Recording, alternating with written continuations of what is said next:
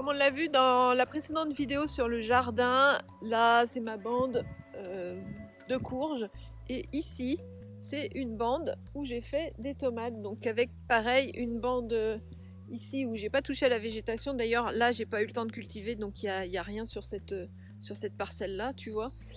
Et j'ai laissé entre les courges et les tomates, il y a aussi une bande de végétation. Donc là j'ai mis principalement des tomates. Il y a une rangée de patates au fond parce que j'avais des patates qui germaient et plutôt que de les gâcher, je les ai foutues en terre. Ça me fera une petite récolte de patates, même si j'en mange pas beaucoup, c'est toujours ça de prix. Il y a, tu peux le voir, des amarantes. Ça, j'ai déjà mangé pas mal de feuilles aussi. Je vais tâcher de récupérer les petites graines.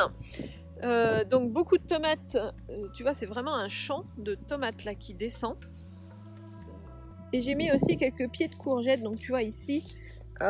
J'en laisse venir des très grosses parce que ça va être pour les poulets. C'était le but, c'était de nourrir les poulets, mais malheureusement le potager il n'a pas suffisamment bien donné parce qu'il a fait trop chaud cet été. Voilà, tu vois, il y a plein de tomates. Alors on est tard dans la saison, hein, on est fin octobre, donc elles vont avoir du mal. Tu vois, j'en ai là encore. Il y en a vraiment beaucoup. Je vais les ramasser puis les mettre en cagette pour les faire mûrir. Ça c'est le côté que j'ai pas encore ramassé. Tu vois, il y en a. Hop. Il y a les petites courgettes jaunes qui sont en train d'arriver. Là, c'est pour moi manger. Il y en a un autre pied là-bas. J'avais mis du bruit avec les voitures. Oui, du bruit, j'ai bien dit du bruit. Il y a du bruit. Il y a encore des tomates là. J'avais mis des melons bananes. Malheureusement, je pense que mes melons bananes ils donneront pas. Là, je vois que j'ai des tomates rouges. Là, je vais venir les chercher avec un seau. Il y avait aussi, je crois, oui là-bas, j'ai une poire de terre tout en haut. On va faire le tour, on va retourner voir. J'ai mis quelques fleurs aussi. Il y a des bourraches, tu vois, des calendulas là, de manière à ce que ça fasse un peu de biodiversité. Il y a beaucoup de bourraches là, elles sont un peu écrasées par les tomates. Mais c'est vraiment... l'idée c'est vraiment de laisser le jardin, là c'est pareil, les tomates on les a arrosées le temps que les pieds démarraient et puis après ça fait tellement une masse de végétale en fait que bon, on n'y rentre plus certes, mais du coup ça se débrouille un petit peu tout seul et ça, je préfère avoir ça sur le sol qu'un champ de friche comme ça, même si la friche c'est très bien.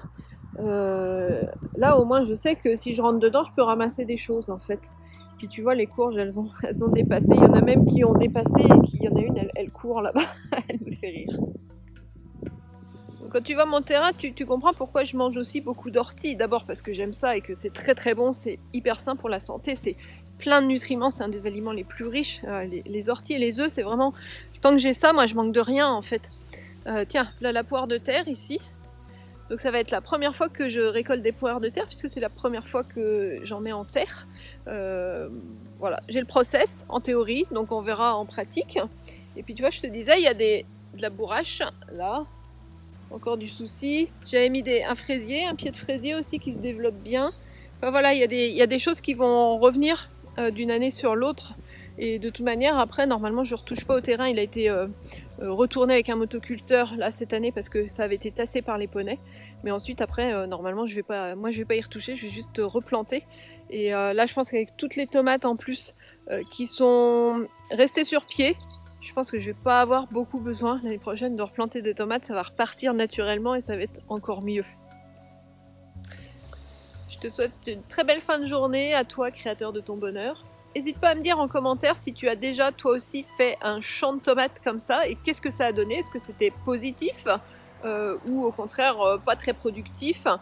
Dis-moi dans les commentaires. N'hésite pas à partager tes photos sur la page Facebook, sur le réseau social aussi, pour voir un petit peu ce que ça donne chez toi, qu'est-ce que tu as testé, qu'est-ce que tu as approuvé, qu'est-ce que tu as désapprouvé. Je te dis à très bientôt dans une nouvelle vidéo.